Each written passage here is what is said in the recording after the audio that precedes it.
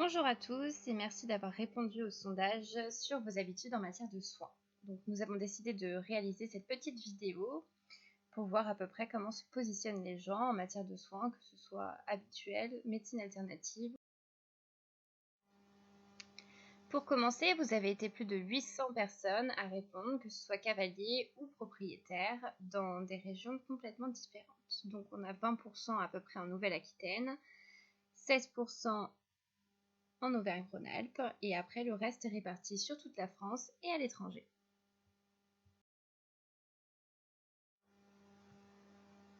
Concernant le mode de vie des chevaux, donc on peut constater que 53% des chevaux sont en pension et que 47% des chevaux que vous avez sont soit chez vous, soit dans un prêt en location. On a décidé de tout englober dans le terme à la maison. En ce qui concerne leur mode de vie, nous avons 70% des chevaux qui sont en pension pré, 28% des chevaux en pension pré-box et 2% en pension 100% box.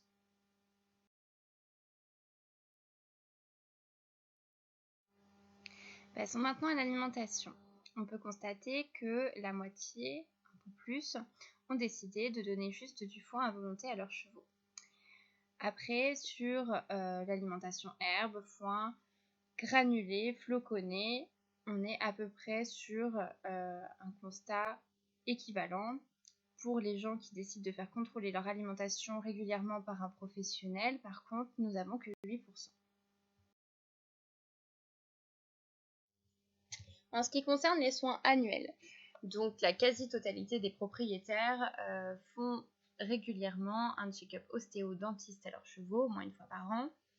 En ce qui est du check-up vétérinaire, on est à 533 personnes. Ensuite, tout ce qui va être shiatsu, acupuncture, magnétisme, donc tout ce qui va être un peu considéré comme alternatif, on a un tiers des personnes seulement qui l'utilisent.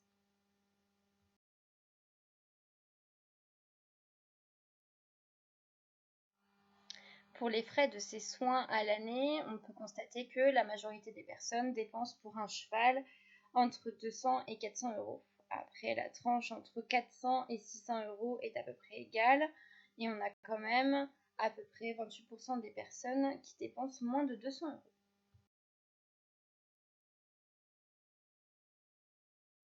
Pour les soins préventifs des chevaux, on peut constater que 60% des personnes y prêtent de l'intérêt.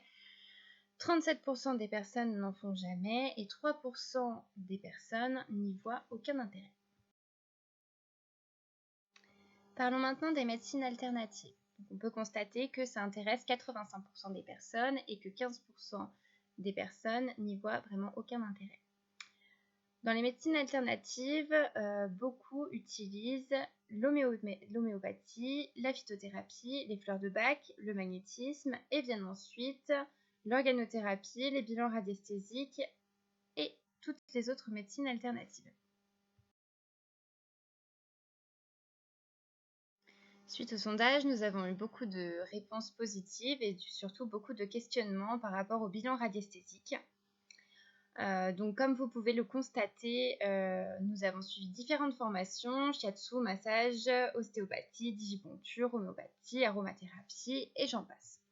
Le bilan radiesthésique va vous permettre, comme mentionné après, de trouver en fait le traitement ou la médecine adaptée à votre cheval en fonction de ses problèmes. Donc, ça peut être l'homéopathie, ça peut être le magnétisme, la phytothérapie et autres. Ça peut être bien sûr de l'alimentation à corriger, ça peut être aussi un problème ostéo, un problème véto. Donc je vous présenterai ça plus tard dans le diapo.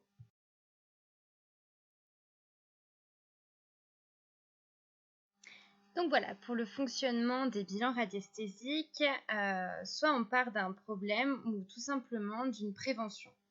Donc que ce soit comportemental, musculaire, cutané ou articulaire, ou tout simplement en préventif, vous n'avez rien à dire parce qu'on préfère travailler en parfaite neutralité. Pour le bilan, grâce à la radiesthésie, on va faire un bilan complet qui indiquera les causes et les causes profondes et l'axe pour résoudre le problème. Dans les causes, on a une analyse complète du problème et de ses symptômes. Dans les causes profondes, on va retrouver en fait l'élément déclencheur pour tous ces problèmes. Ensuite, en amélioration, on va travailler sur une thérapie ou des axes d'amélioration qui conviennent au mieux au cas que l'on traite. Ça peut être l'alimentation, l'ostéopathie, la dentisterie, le magnétisme curatif, l'homéo, l'organothérapie et j'en passe.